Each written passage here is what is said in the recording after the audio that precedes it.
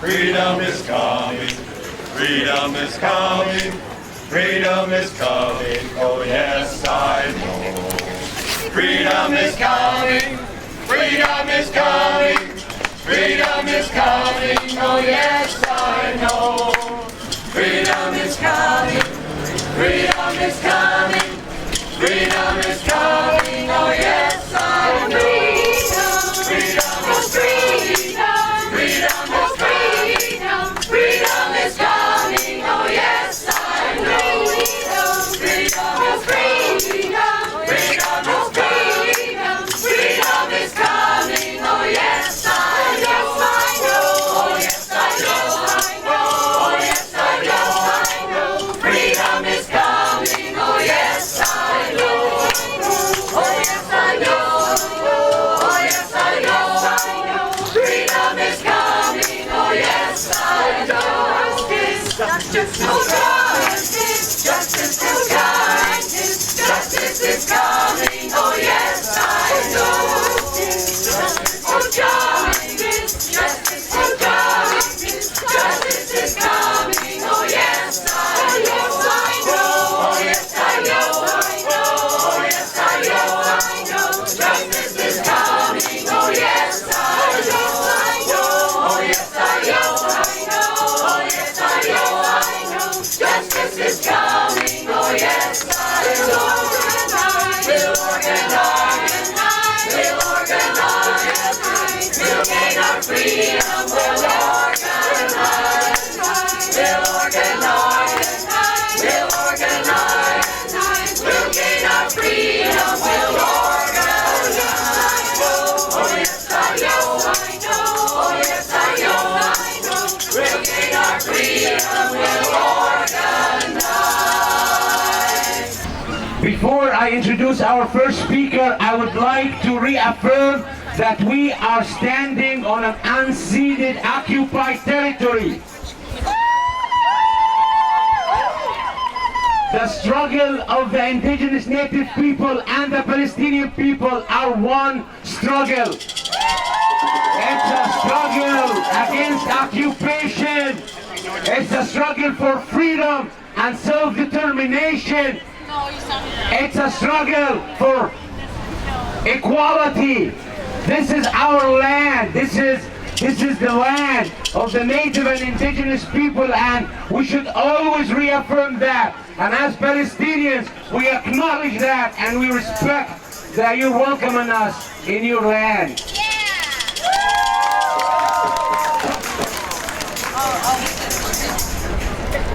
Our first speaker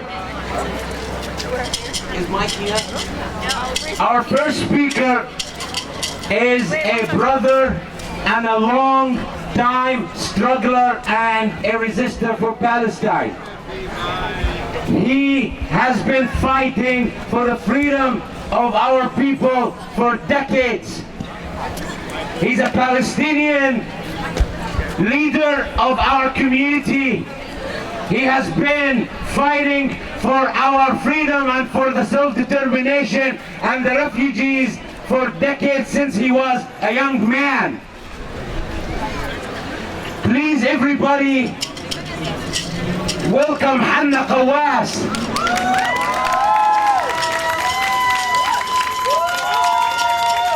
Thank you. Thank you for being here with us. It's really an honor to be with you and to address you.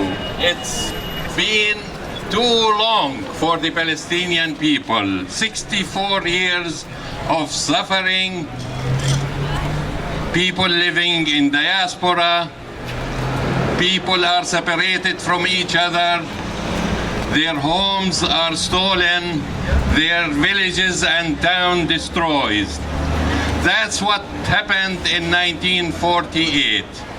It's really worth noting and emphasizing that 2/3 of the Palestinian people were ethnically cleansed from their homeland, Palestine. Over 450 towns and villages were destroyed and wiped out of the world map. And all this because of British colonization. Britain colonized Palestine after the First World War, and they promised they are going to give it to us with civilized people. That means civilizing us, the same way they tried to civilize our native brothers and sisters here. Instead of civilizing us, they gave away our homeland. It's worth noting that half the Palestinian refugees that were ethnically cleansed between 47 and May 15, 48 were ethnically cleansed while the British mandate was watching. Our blood is on their hand. It's not only on the hand of the Zionists, but on the hands of all those who support war crimes, ethnic cleansing, and apartheid. Canada is complicit since day one. They were part of the countries that formulated and pushed forth the partition plan in 1947. And since then, Canada always supported Israel while paying lip service to the Palestinian human rights. And I mean lip service. They tell you they are against occupation and they finance settlements in the West Bank. They tell you they are against occupation while they militarily cooperate with Israel. There is the free trade agreement with Israel where Israel makes millions and hundreds of millions of dollars on the Canadian consumers. So Canada, we don't need to talk about the recent government because it's the worst, it's true, but the other governments weren't better. They were as complicit as the Harper government in our suffering. I'd like to just quote two things for you, just to show you that the Palestinian people will not disappear. The Palestinian people will continue the struggle, and we celebrating this struggle today. Just, before they attacked, once again, the Palestinian people, towns and cities in 2003, when Sharon decided to reoccupy the main towns, there was an article in the Washington Post, and in it they clearly said that Sharon got the green light from Cheney and from Bush to reoccupy the Palestinian towns and villages. But there is an interesting quote I'd like to quote from the same article. He says, this is an Israeli official, and I'm quoting from the Washington Post, March 25th, 2003. They said, our dilemma, the Israeli official said, our dilemma is that all the Palestinians have to do to win is to survive. We tell them, we not only survived, we are 11 times the number we used to be in 1948. We were 1.25 million, now we are 11, 12 million. And we won't rest till we are liberated. The Western world is paying dearly for supporting Israel. Try to go to the airport. Why there is no safety? If there is no safety for the Palestinian, there will not be safety for anyone. And we promise till we die, we'll continue the struggle till we are liberated. On the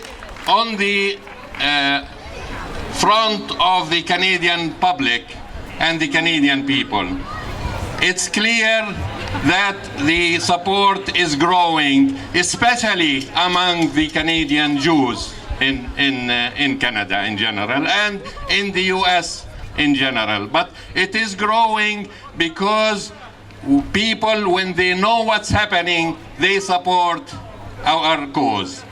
the Canada-Israel Committee commissioned a survey in 2004, and the reason they said they want to know why the media, imagine how stupid they are, why the media supports the Palestinian cause. So what they discovered, I'm quoting from Israel Advocate, and they put it, by the way, Canada-Israel Committee put this quote on their website. They said that they also suggest, that's the poll, that the more Canadians become familiar with the conflict, the more they tend to sympathize with the Palestinians. If you know the facts, you support the Palestinians. And that's the truth, because the truth with us, justice with us, and peace will be with us. And thank you. Please continue your support. Thank you.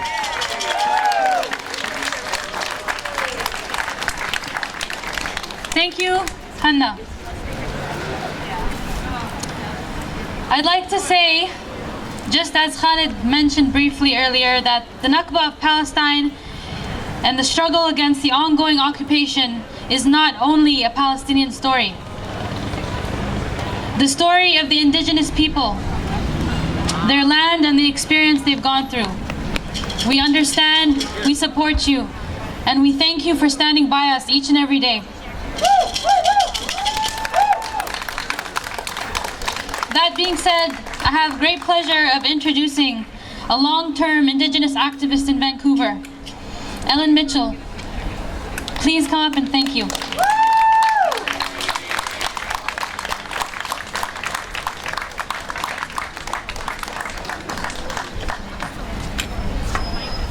I'd like to say that Frank should talk before me because he's not feeling too good today, and I think he should mention something. I'd like to say that I support the cause that's going on with Palestine and the Zionists, because it's going on here in our country. And how it's going on here is people are turning a blind eye to all the things that they've done to us and relocating us. This area that we're standing in now is full of Indigenous people from across the country, and I call this the east end of Vancouver Reservation, because most of us have been relocated and forcefully relocated into the urban areas. It doesn't matter if it's Vancouver. Up north in Telqua's territory, it's Prince George. And the reason they're forcing us off of our lands is similar to the reason they forced you off of yours. Ours has been a long-going struggle since the 1800s, since the beginning of contact. They practiced many acts of genocide on our tribes, and one of the acts was that they got rid of all of our ceremonial pieces that govern our affairs. And we say that the seventh generation is bringing it back, and that's our children, like my daughter here, and all her cousins, and all the rest of the clan families that belong to the totems and the poles that I hold. Because each clan, the Thunderbird has a large family, the Wolf has a large family, the Raven has a large family, and the chief has to look after all these families. And all these families, this Thunderbird goes with a piece of land. This Wolf has a piece of land. This Raven has a piece of land. And he shares it with all those families that go with the clans that are represented on this talking stick. That's why the UBC Museum is full of our artifacts, because that was an outright act of genocide. And they took us away from our fires. Our fire was our way of life. It gave us the strength to fight back, but they used gunboats on our people on the west coast. The RCMP gunboat is down there where my grandfather's totem pole is, by Burrard Inlet, by the planetarium. He has a 120-foot totem pole. His name was Mungo Martin. He carved that pole for the Queen of England so that she may remember, Great Britain, remember, we Indigenous people have rights, and these mark our land bases. So that totem pole that Mungo Martin, who was my great-grandfather, sent to England to those British fascists that this is our land, and we will never give up our right, our inherent rights to be returned back to the lands that we were forced off. It isn't beyond our own occupation of our own lands. When we do start occupying our lands, you're going to see road blockades going up in BC. We're going to shut down Enbridge pipeline, we're going to shut down mines, and all the other big corporate agendas that the Harper government and the provincial government have planned, because they are not doing it without our, they never got no consent from us. And that's same thing. They didn't give, you didn't give them consent to take the Palestine's land. Same with my land, and I never give them no rights. So I say that the time is coming soon where, we're going to either have to bear arms and fight to take it back and declare war against the Canadian government, but I can't do that unless I have allies and enough people behind me. And it doesn't have to be a real physical act of war. It could be acts like shutting down highways and stuff where we need to support people. And that's my stand against apartheid and against genocide of the Canadian government on my people. And I call on the Canadian government to recognize the Palestinian struggle on my behalf because they're occupying my lands. Thank you. Thank you for letting us be here with you, and thank you for being on our sacred grounds here. I call this sacred grounds because we lived here for so many years, 40 years, that we were evicted from my land at Burns Lake to live here. We raised our children here, and from here we've also been chased off here many times. This place used to be full of our people. Now I don't see hardly any of our people here. They get chased around here by the RCMP and the Vancouver City Police because they are colored people like us. And I don't think that is right, that we have no rights here in our own sacred grounds. We want our land back, we want our rights back, we want to be people, we want to be human beings again. We don't want to be like the police dog. We want to be a human being on this sacred ground here. And for so many years we had so many fights with the RCMP and the city police here. Even my husband got beaten up by 10 Vancouver City Police in one day. When I found him, I didn't even recognize him because his face was so big. His eyes were closed, his teeth were all gone.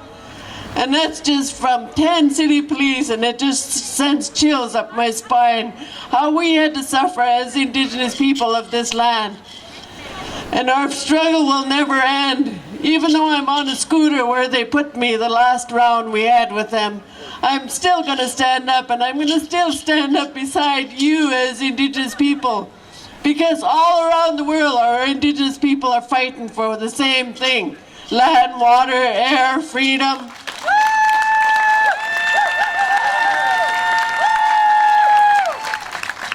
And I'm the clan mother of my nation, and I made myself the clan mother of BC.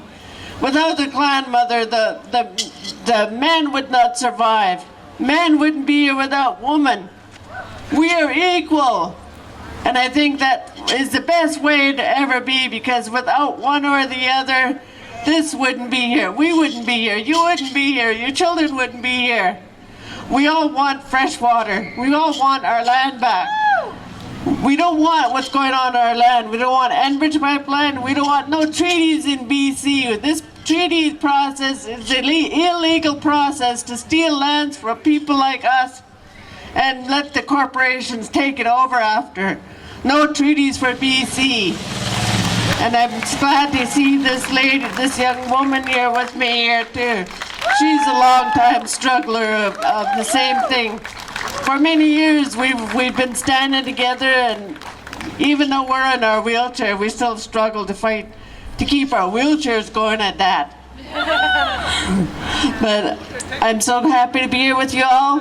Thank you for letting us speak, and thank you for letting us be here with you, and thank you for standing on our sacred ground. This is our ground here. And on my last speech here, I'd like to because we've been struggling so hard. Today we came and see the doctor in town here for Frank, because he's really been sick for a few days now. And with the health and the welfare system we have here, they've been so discriminating toward us. They evicted us even from the welfare office for 2 years now, and I think that's genocide. That's what happened to all of us over the last 30, 40 years since BC. BC is only 140, 150 years old, and we're 58, 59 years old. And this is not right, what's going on with us in BC. We should have land, we should have homes, we should have medical. We shouldn't be starving, we shouldn't be living in poverty. Shame! Our people are forced on Hastings streets. You don't see them hardly anywhere in Vancouver because they are being forced in one spot by the RCMP. The policies in this province for our people are genocidal policies, and they have no rights here.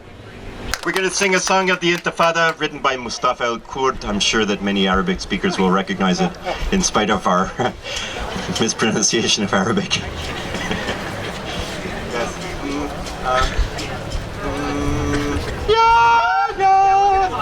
Hello?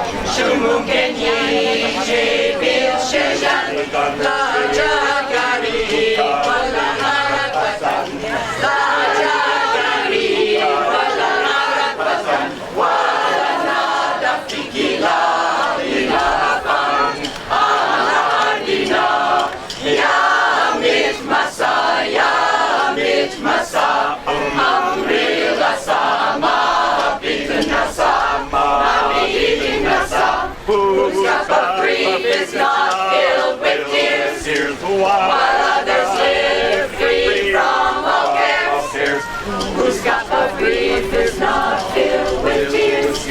While others live free from all cares. Throw off all your chains, forget all your fears. Throw off all your chains, forget all your fears. Rise up and build a new world for all our heirs. A new world for our heirs. Yamit Masa, Mamre Lasa, Mabit Nasa, Mabit Nasa, Yamit Masa, Mamre Lasa, Mabit Nasa, Mabit Nasa.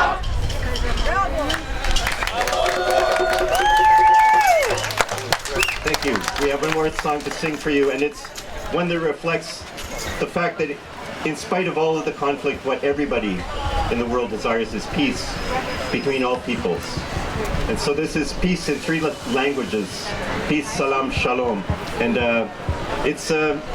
we might even have you sing with us, if you would. The part goes like this.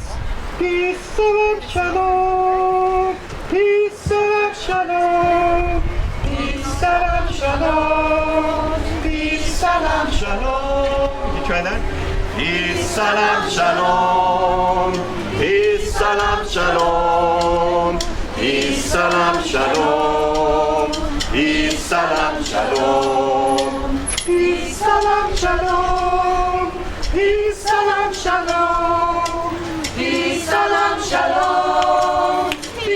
salam shalom. Peace, salam shalom. Peace, salam shalom. Peace, salam shalom. Peace, salam shalom. Peace, salam shalom. Peace, salam shalom. Peace, salam shalom. Peace, salam shalom. Peace, salam shalom. Peace, salam shalom. Peace, salam shalom.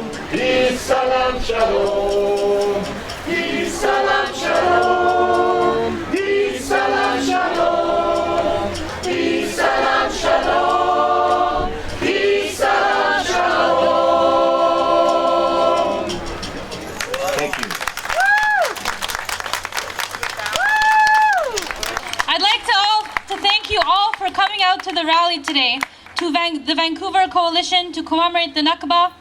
We are all standing here together, calling for justice, calling for freedom, for the return of Palestine. 64 years of struggling, illegal occupation.